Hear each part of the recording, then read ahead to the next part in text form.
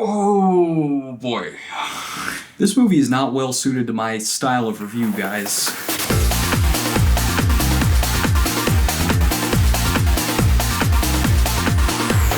Welcome to Reviewed in 5, where I rate movies in 5 categories: writing, directing, acting, originality, and entertainment. Today we're talking about Hamnet, starring Paul Mescal as a random nobody from rural Stratford. I promise he's nobody, guys. You don't need to know his name.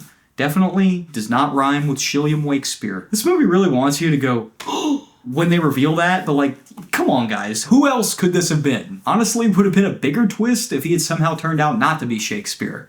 I am going on a tangent. Anyway, he's a good guy, loves his wife, loves his kids, but this is 16th century England, and death can come knocking just because somebody sneezed upwind of you. And so commences a plot that is pretty much designed to make you go, so yeah, let's get on with it.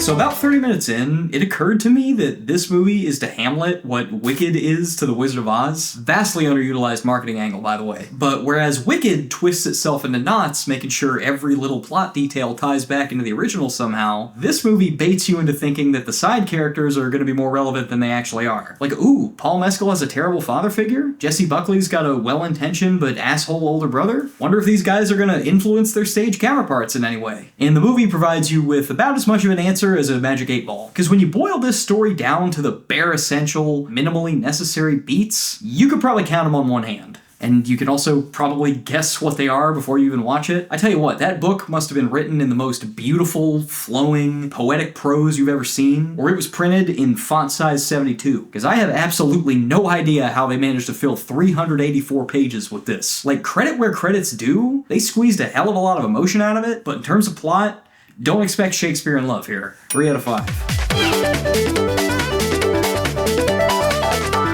I know it's become trendy in recent years to hang movie marketing campaigns on the name of whatever auteur director's attached, but this one's honestly pretty old school with how the primary selling point seems to be just being a tearjerker. And I'm struggling to imagine how much different the substance of this would have been if somebody other than Chloe Zhao had directed it. Like, maybe there wouldn't have been quite as many shots of them in the forest?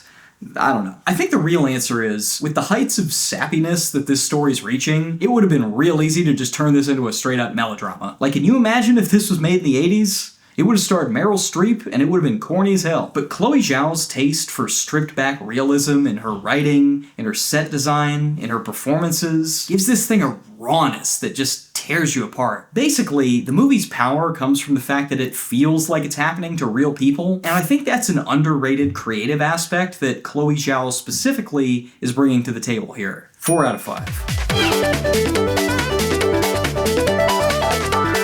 Guys, is Paul Mescal okay? I worry about him the same way I worry about Tom Cruise, except instead of stunt acting, it's grief acting. Every new movie, he somehow gets sadder, and I'm like, this cannot be good for your health. He's about to have to grieve the rest of the Beatles one by one, and I'm afraid he's not going to make it out. But at least his real or imagined suffering is good for us, because he's definitely perfected the art with this one. I'm realizing this is the first time I'm mentioning Jesse Buckley in this review.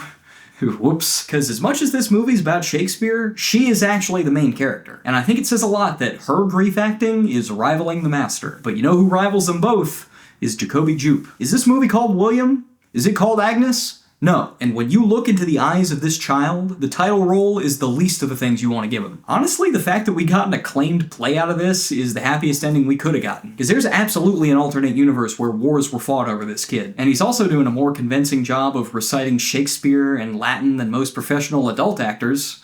So, 5 out of 5.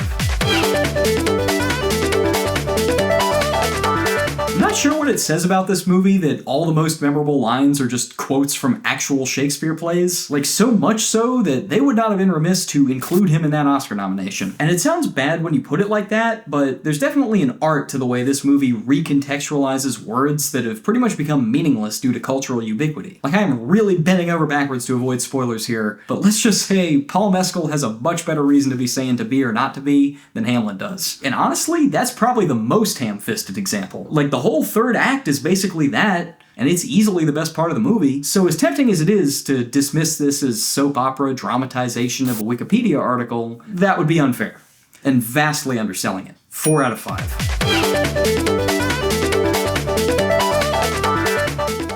Oh boy.